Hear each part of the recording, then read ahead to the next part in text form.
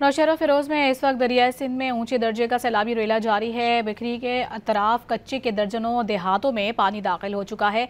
आए रोज जिम्मेदारी बंद टूटने का सिलसिला भी जारी है। हजारों एकड़ पर काश्त कपास, तिलो दीगर फसलें तबाह होकर रह गई हैं। जिला इंतजामिया के मुताबिक 30 से जायद यूनियन काउंसिल्स मुतासिर होंगी। मजीद जानते हैं, वहाँ पर मौजूद हैं हमारे नुमाइंदे आमिर मलिक। उनसे आमिर, आप क्या सूरत हाल देख रहे हैं और खासतौर पर बंदों के हवाले से बताइएगा।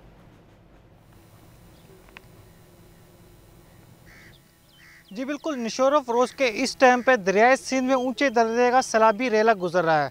हम इस वक्त मौजूद हैं असास तरीन भकरी पॉइंट पर मौजूद हैं, जिसके अतराफ कच्चे के दर्जनों दहात में पानी आ चुका है। आए रोज़ जिम्मेदारी बंद टूटने का सिलसिला भी जारी है। हज़ारों एकड़ पर काश्त की गई फसल, तिल, कपास व दीगर फसलें भी तबाह होकर रह गई है। ज़िला इंतज़ामिया की जानिब से दरियाई सिंध की हदूद में सैलाबी से 30 से ज़ायद दहात कौंसलर मुतासिर हो चुके हैं, जिसमें सैर फहरिस्त है कमाल डेरो, यूसी शखानी शामिल है, जहां पर दहातों के मकीनों को नकल मकानी का सिलसिला भी जारी है।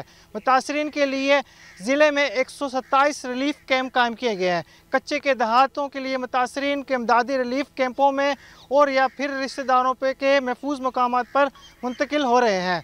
जी, आपका तफसीलात से आगाह करने के लिए हमें